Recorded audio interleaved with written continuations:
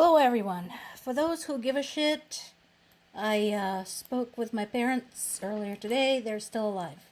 So there's that. Despite constant shelling, drone attacks, um, ballistic missiles, all that jazz. After 3 years of living with this nightmare, having my parents in a war zone, and being able to do nothing because I'm not a multimillionaire with a private jet and my own security detail, I think I've changed my mind about what I would want to wish on my worst enemies. I think it's this. It's not death, it's not injury. No. It's this. Knowing that their loved ones could be killed senselessly, brutally, at any point of any day, and being able to do nothing about it. Meanwhile, US and Russia, Putin and Trump, are supposedly meeting in Saudi Arabia.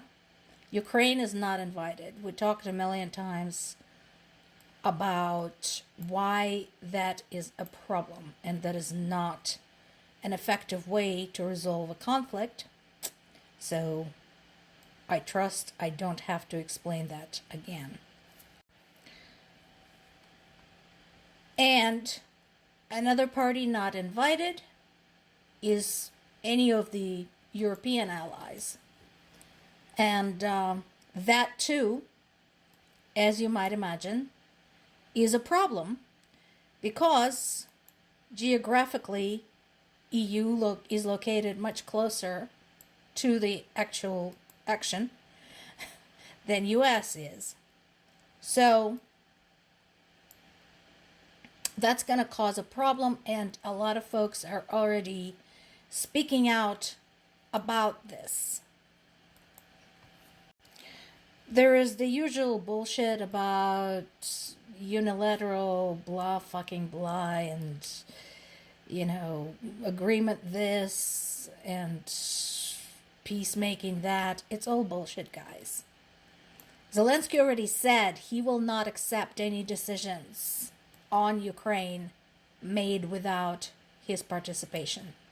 So, once again, I think unless anything drastic changes, unless anything happens, what Trump is going to say, well, we've done our best. We've offered Ukraine peace on a silver platter, and they just would not accept it. They're so unreasonable, and so on and so forth, and they're ungrateful swine, and I was trying to help them. The usual Trump crap. So that's what likely going to happen. I'm glad that European states are not waiting for that and are seriously starting to talk about, what the hell are we going to do when unfair and unreasonable demands are placed before Ukraine as conditions for peace, and Ukraine refuses to accept them. Zelensky said, guys, you need your own army. Under the circumstances, that's actually not such a bad idea. No, honestly. I think we already know, we have European countries, individual members of the EU, individual members of NATO, who have their own armies and, importantly, who have mandatory military service for all of their citizens of certain age, men and women, which is a good thing. Finland is a good example. I would not mess with Finland. Finland is one of the countries that has a long and unpleasant history with Russia. So it's not that far off base. In any case, considering that U.S. is about to become a very reluctant NATO member, if U.S. stays as part of NATO at all, I think Europe needs to at least think about it. Macron had sought to convene an emergency meeting among European states only, treating Trump as an emergency in question. Again, I don't see a problem with that. Should have done that earlier. I mean, you guys have all seen the first Trump presidency. Hello. This should be no surprise to you at this point. So, you know this was only going to get worse from this point forward. So, I think this emergency meeting is a little bit overdue, but not a bad idea.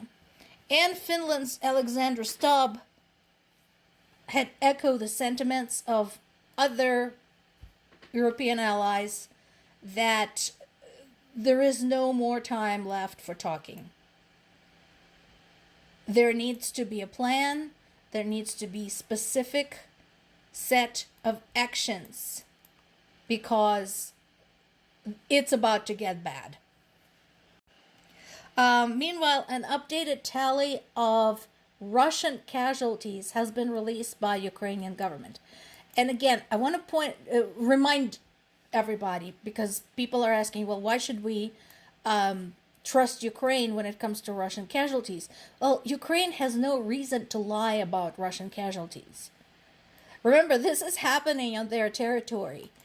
You know, they have no reason to exaggerate anything because they understand that lying, making shit up like Russia does, is going to cost them credibility and support from allies. So, that is one reason to trust Ukraine more than Russia when it comes to talking about Russian casualties. Another reason is that Ukraine is actually collaborating with other intelligence agencies, making a point to collect information through independent sources that are independent to Ukraine, put it this way. So specifically, they've been working with the UK and with France to make sure that the numbers are as accurate as possible. So, over the course of this war, Russians have lost about 250,000 soldiers. It's not millions, like Trump says.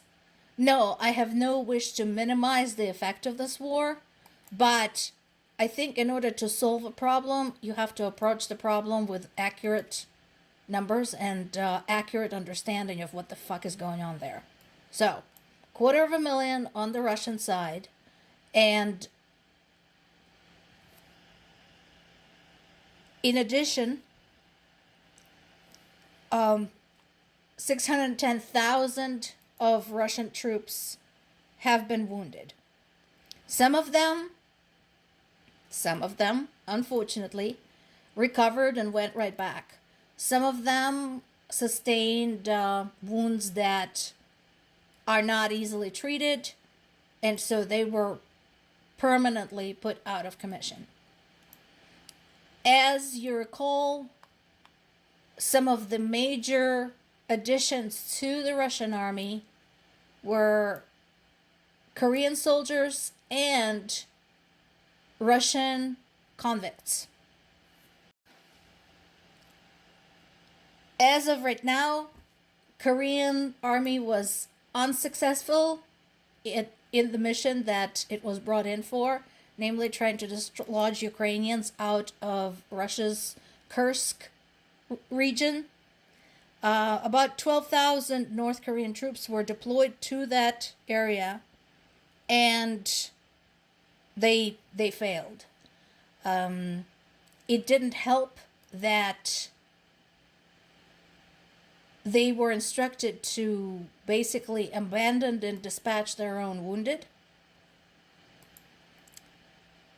And the fact that some of these soldiers didn't know why they were there, because they were initially told that they were going there for some type of military training. More to come.